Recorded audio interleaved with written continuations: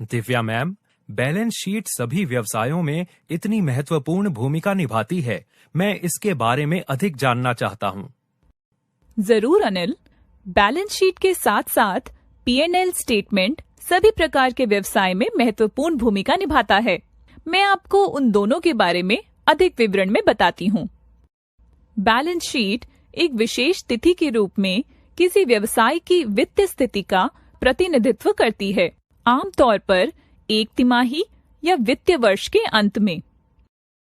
इसे 2 भागों में विभाजित किया गया है, संपत्ति और देयताएं। संपत्ति या पूंजी के उपयोग में व्यवसाय के साथ साथ व्यवसाय के स्वामित्व में होने वाली सभी सामान और संपत्ति शामिल है। देनदारियों में देनदारियां और शेयर धारकों की इक्विटी या पूंजी का स्रोत शामिल है। इसमें व्यवसाय की सभी राशियां और ऋण शामिल हैं और व्यवसाय में शेयर धारकों को स्वामित्व हित है। आपको उसी समय याद रखना चाहिए कि कुल संपत्ति कुल देयताओं और शेयर धारकों की इक्विटी के बराबर है।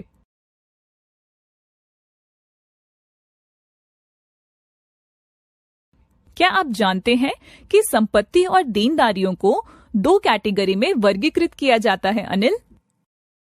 नहीं मैम, वे क्या हैं? दोनों परिसंपत्तियों और देनदारियों को वर्तमान और गैर वर्तमान के रूप में वर्गीकृत किया गया है। वर्तमान उन वस्तुओं को संदर्भित करता है जो आगामी वित्तीय वर्ष में होने वाले हैं, यानी वे अगले 1 वर्ष के भीतर होने वाले हैं। गैर वर्तमान उन वस्तुओं को संदर्भित करता है जो 1 वर्ष के बाद होने वाले हैं। आप वर्तमान को शॉर्ट टर्म और गैर वर्तमान को लॉन्ग टर्म मान सकते हैं। परिसंपत्तियों को वर्तमान और गैर वर्तमान परिसंपत्तियों के रूप में वर्गीकृत किया गया है। वर्तमान परिसंपत्तियां वे परिसंपत्तियां हैं जिनके 1 वर्ष के भीतर बेचे जाने या नकद में परिवर्तित होने या उपभोग होने की संभावना है। गैर वर्तमान संपत्तियों में संयंत्र, संपत्ति और उपकरण यानी PPE शामिल है, जो आमतौर पर 1 वर्ष से अधिक समय तक रहता है। आइए विभिन्न प्रकार की वर्तमान परिसंपत्तियों के बारे में अधिक चर्चा करें। वर्तमान संपत्ति के सामान्य प्रकार हैं नकद, इन्वेंट्री, प्राप्य और अल्पावधि ऋण और अग्रिम। अब उनमें से प्रत्येक को देखें। नकद वित्तीय अवधि के अंत में व्यवसाय द्वारा बैंक खातों में रखी गई राशि है। इन्वेंटरी कच्चे माल का मूल्य, कार्य प्रक्रिया और व्यापार द्वारा आयोजित माल का मूल्य है। प्राप्य अपने ग्राहकों या ग्राहकों से व्यवसाय के कारण वे राशियां हैं जिनके लिए सामान या सेवाएं पहले ही प्रदान की जा चुकी हैं। ये आमतौर पर क्रेडिट पर की गई बिक्री होती है। अल्पकालिक ऋण और अग्रिम आपूर्तिकर्ता जैसे अन्य संस्थानों को दिए गए ऋण और अग्रिम हैं, जो 1 वर्ष के भीतर होने वाले हैं। इससे पहले हमने राजू ठेलेवाला नामक एक छोटे व्यवसायी के बारे में चर्चा की है। क्या हम उसके मामले में विभिन्न प्रकार की वर्तमान संपत्तियां लागू कर सकते हैं? जरूर अनिल, आइए देखें कि उसके मामले में ये सब कैसे लागू होता है। चलो राजू ठेले वाले के पास वापस जाएं। याद रखें, उन्होंने सब्जियों को 3,000 रुपए में बेचा था। पिछली बार हमने यह मान लिया था कि उन्होंने अपनी सब्जियों का पूरा स्टॉक बेच दिया है और उन्होंने अपने ग्राहकों से 3,000 रुपए की नकदी प्राप्त की है। इस बार उनके व्यापारिक व्यवहार में कुछ बदलाव करते हैं। आप मान लीजिए वह अपने द्वारा खरीदे गए 2,000 रुपए मूल्य की सब्जियों में से केवल 1,500 रुपए मूल्य की सब्जियां ही बेच पाया। इसके अलावा उनका अपने कुछ ग्राहकों के साथ एक अनौपचारिक समझौता है, जो उन्हें हर 15 दिन में केवल 1 बार भुगतान करते हैं। दूसरे शब्दों में, वह मूल्यवान ग्राहकों को क्रेडिट प्रदान करता है। उन्होंने सब्जियों को कुल 2,250 रुपए में बेचा, जिसके लिए उन्हें नकद में 1,500 रुपए मिले और शेष 750 रुपए का भुगतान 2 सप्ताह के बाद किया जाएगा। याद रखें, राजू की बैलेंस शीट स्क्रीन पर दिखाई गई है, जैसा कि उसने अपने ठेले को खरीदने के बाद दिखाई थी। जब वह अपने ग्राहकों को सब्जियां बेचता था, तो उसे अपने कुछ ग्राहकों से 1500 रुपए नकद भी मिलते थे। तो अब उसका कैश बैलेंस 10,000 माइनस 2,000 प्लस 1500 है, जो कि 9,500 के बराबर है। उन्होंने अपने 500 रुपए की सब्जियां नहीं बेची हैं, जो अब परिसंपत्ति पक्ष में सूची के रूप में दिखाई देगी। यह विशेष रूप से एक वर्तमान संपत्ति है। उसे कुछ ग्राहकों से 750 रुपए भी नहीं मिले हैं। यह राशि अब परिसंपत्ति पक्ष में प्राप्य के रूप में दर्ज की जाएगी। यह फिर से एक वर्तमान संपत्ति है। यहाँ राजू की अद्यतन संपत्ति की तालिका है। आप देख सकते हैं कि उनकी संपत्ति उस राशि के लिए शुरू होती है जो उन्होंने ठेले के लिए भुगतान की है, जो कि 10,000 रुपए है। फिर वर्तमान संपत्ति के रूप में उनके पास 9,500 रुपए की नकदी है। उनकी सूची में 500 रुपए की राशि है, जबकि उनके कुछ ग्राहकों से प्राप्य के रूप में उनके पास 750 रुपए की राशि है। तो उसकी कुल वर्तमान संपत्ति 10,750 है। ठेले की कीमत के साथ उसकी कुल संपत्ति अब 20,700। यह समझना आसान था। अब गैर वर्तमान परिसंपत्तियों के बारे में क्या गैर वर्तमान संपत्ति भी विभिन्न प्रकार की है, मैम? हाँ अनिल, है। मैं आपको सामान्य प्रकार की गैर वर्तमान संपत्तियों के बारे में बताती हूँ। सामान्य प्रकार की गैर वर्तमान संपत्ति है मूर्त संपत्ति, अमूर्त संपत्ति, गैर वर्तमान निवेश और दीर्घकालिक ऋण और अग्रिम। मूर्त संपत्ति में मशीनरी, भवन या भूमि जैसी अचल संपत्तियां शामिल हैं। इन्हें आमतौर पर संयंत्र, संपत्ति और उपकरण या पीपीई के रूप में जाना जाता है। अमूर्त संपत्ति में पेटेंट, ट्रेडमार्क, कॉपीराइट, सद्भावना, ब्रांड या मान्यता शामिल हैं। ये छोटे व्यवसायों और स्टार्टअप के लिए आम नहीं है। गैर वर्तमान निवेश ऐसे निवेश हैं जो 1 वर्ष से अधिक समय में परिपक्व होते हैं। लंबी अवधि के ऋण और अग्रिम आपूर्तिकर्ता जैसे अन्य संस्थाओं को दिए गए ऋण और अग्रिम है, जो 1 वर्ष के बाद देय होते हैं।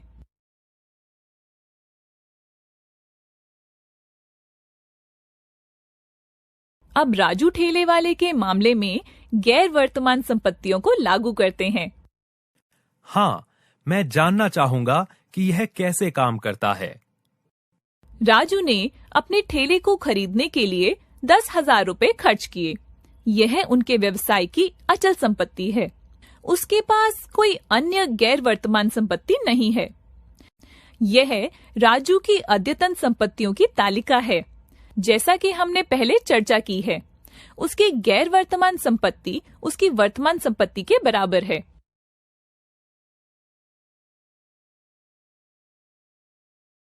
संपत्ति के बाद आती हैं देनदारियां। क्या देनदारियों को भी अलग तरह से वर्गीकृत किया जाता है, मैम? हाँ अनिल, मैं आपको देनदारियों के बारे में और बताती हूँ। परिसंपत्तियों की तरह देनदारियों को भी वर्तमान और गैर वर्तमान देनदारियों के रूप में वर्गीकृत किया जाता है। वर्तमान देनदारियां देयताएं हैं जो 1 वर्ष के भीतर हो जाती हैं। गैर वर्तमान देनदारियां देयताएं हैं जो 1 वर्ष के बाद होती हैं। वर्तमान देनदारियों के सामान्य प्रकार हैं भुगतान, अल्पकालिक ऋण और दीर्घकालिक ऋण का वर्तमान हिस्सा। भुगतान वे व्यय हैं जो किए गए हैं लेकिन अभी तक भुगतान नहीं किए गए हैं, लेकिन 1 वर्ष के भीतर भुगतान करने की आवश्यकता है। अल्पकालिक ऋण वह ऋण है जो अगले 1 वर्ष के भीतर देय हैं। दीर्घकालिक ऋणों का वर्तमान हिस्सा दीर्घकालिक ऋणों का वह हिस्सा है जो अगले 1 वर्ष में देय है। गैर वर्तमान देनदारियों में मुख्य रूप से किसी भी प्रकार का उधार या ऋण या कर्ज शामिल होता है जो 1 वर्ष के बाद चुकाया जाना है।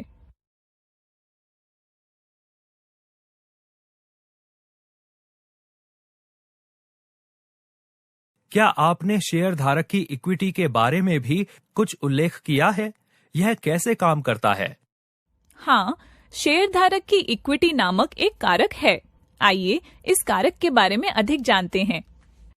शेयर धारकों की इक्विटी एक व्यापार में सभी शेयर धारकों के कुल इक्विटी ब्याज का प्रतिनिधित्व करती है। यह कंपनी के निवल मूल्य का प्रतिनिधित्व करता है, जो कि व्यवसाय की संपत्ति और देनदारियों के बीच का अंतर है। शेयर धारक की इक्विटी में दो भाग होते हैं, शेयर पूंजी और अधिशेष। शेयर पूंजी नकदी के बदले शेयर जारी करके जुटाई गई धनराशि है। यह दर्शाता है कि मालिकों ने व्यवसाय को कितनी पूंजी प्रदान की है। अधिशेष एक व्यवसाय का लाभ है, जो लाभ और हानि यानी P&L स्टेटमेंट से आता है।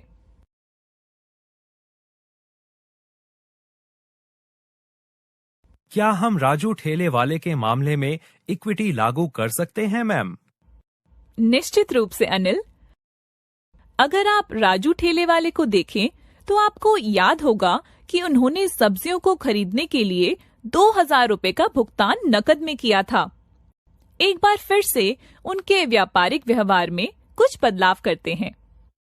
मान लीजिए उसने सब्जियों को खरीदने के लिए नकद में 1250 रुपए का भुगतान किया और उसने शेष 750 रुपए मूल्य की सब्जियां क्रेडिट पर खरीदी। वह 2 सप्ताह के बाद अपने सब्जी आपूर्तिकर्ता को 750 रुपए का भुगतान करेगा। ठेला खरीदने के बाद उसके पास 10,000 रुपए नकद थे। उन्होंने सब्जियां खरीदने के लिए 1250 रुपए खर्च किए। उन्होंने कुछ ग्राहकों से 1500 रुपए नकद लिए। उनका नया कैश बैलेंस अब 10,000 माइनस 1250 प्लस 1500 है, जो 10,250 रुपए के बराबर है। राजू का अपने सब्जी आपूर्तिकर्ता पर 750 रुपए का बकाया है, जिसका मतलब है कि वर्तमान देनदारियों के तहत देय 750 रुपए हैं। वह कुल 2,250 रुपए के लिए 1500 रुपए मूल्य की सब्जियां बेचने में सक्षम था।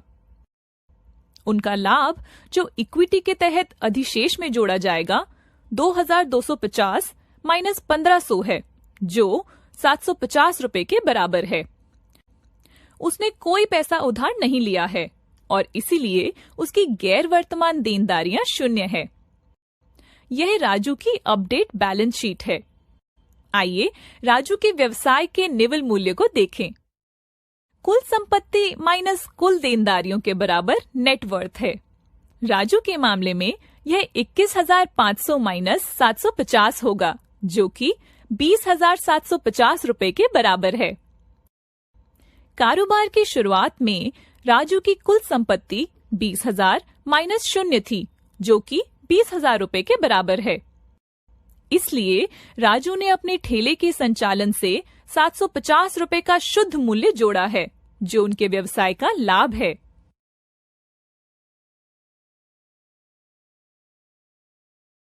P&L का अर्थ है लाभ या हानि स्टेटमेंट।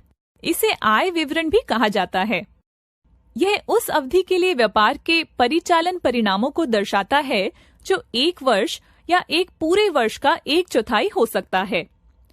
लाभ और हानि के बाद शुद्ध आय राजस्व माइनस व्यय के बराबर है। कोई भी आय या लाभ जो शेयर धारकों को भुगतान नहीं किया जाता है, उसे प्रतिधारित आय कहा जाता है। बैलेंस शीट के शेयर होल्डर्स इक्विटी हिस्से पर सरप्लस के तहत बैलेंस शीट पर समय के साथ प्रतिधारित कमाई जमा होती है। राजू के लिए अधिशेष 750 रुपए था।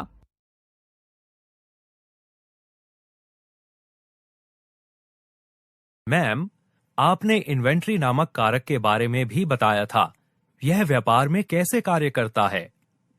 हाँ, मैं आपको इन्वेंट्री के फंक्शन के बारे में बताती हूँ। और यह है क्या? इन्वेंट्री बिक्री के लिए रखे गए सामान या उत्पादों के निर्माण में उपयोग की जाने वाली वस्तुएं हैं जिन्हें बेचा जाएगा। बैलेंस शीट पर इन्वेंट्री के तहत आयोजित इन्वेंट्री की लागत रिपोर्ट की गई है। एक बार जब इन्वेंट्री बेची जाती है तो इसे अच्छी बिक्री की लागत के रूप में सूचित किया जाता है। P&L स्टेटमेंट में इसे COGS कहा जाता है। इन्वेंट्री की गणना इस सरल सूत्र द्वारा की जाती है, beginning of period inventory plus खरीद, जो COGS plus end of period inventory के बराबर है। राजू के मामले में उन्होंने शून्य इन्वेंट्री के साथ शुरुआत की, 2000 रुपए की इन्वेंट्री खरीदी, 1500 रुपए बेची। इसलिए end of period inventory 0 plus 2000 minus 1500 के बराबर है, जो 500 रुपए के बराबर है। 500 रुपए की यह राशि बैलेंस शीट में इन्वेंट्री के तहत दर्ज की गई है।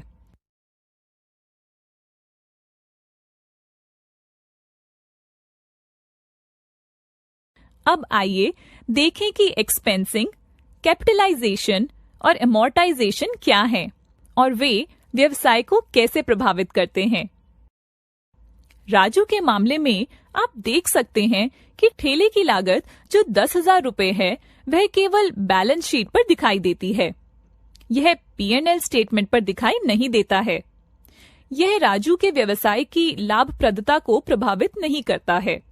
यह एक्सपेंसिंग है। अब ऐसा क्यों होता है? ऐसा इसलिए है क्योंकि संपत्ति और खर्च एक ही सिक्के के दो पहलू हैं। यदि लागत का लाभ उसी अवधि में अर्जित करने की अपेक्षा की जाती है जिसमें लागत खर्च की जाती है, तो उस अवधि में लागत को समाप्त कर दिया जाता है। दूसरे शब्दों में, पूरी राशि उस अवधि के लिए P&L स्टेटमेंट पर खर्च के रूप में दिखाई देती है। कैपिटलाइजेशन या पूंजीकरण का मतलब है कि लागत की पूरी राशि को बैलेंस शीट में संपत्ति के रूप में दिखाया गया है। यदि लागत का लाभ भविष्य की अवधि में होने की उम्मीद है जब लागत खर्च की जाती है, तो उस अवधि में लागत को पूंजीकृत किया जाता है। पूंजीगत व्यय का उदाहरण संपत्ति, संयंत्र और उपकरण या PP&E। पूंजीगत लागत अंततः P&L स्टेटमेंट के लिए खर्च के रूप में ली जाती है। अमोर्टाइजेशन या परिशोधन भविष्य की अवधि के लिए किसी परिसंपत्ति के मूल्य को आवंटित करने की प्रक्रिया है, जब इसके लाभ अर्जित किए जाने की उम्मीद की जाती है, आमतौर पर संपत्ति के उपयोगी जीवन के ऊपर।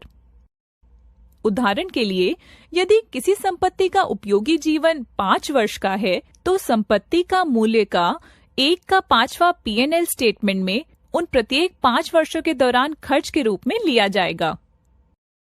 परिशोधन का सबसे आम उदाहरण मूल्यह्रास है, जो PP&E को परिशोधन के लिए उपयोग की जाने वाली शब्दावली है।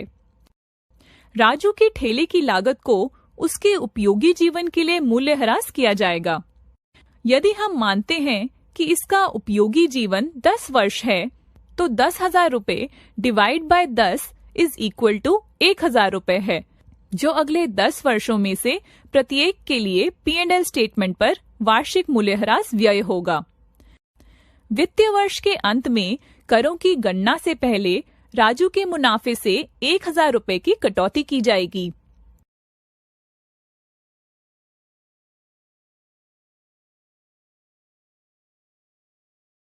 SG&A के खर्चों में बिक्री एजेंटों का वेतन और कमीशन शामिल है, विज्ञापन और प्रचार, यात्रा और मनोरंजन, अधिकारियों का वेतन, कार्यालय वेतन और कार्यालय का खर्च।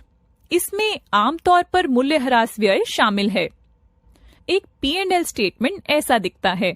प्रत्येक व्यय में कटौती के बाद विभिन्न लाभ उपायों को बोल्ड में दिखाया गया है। शुक्रिया दिव्या मैम।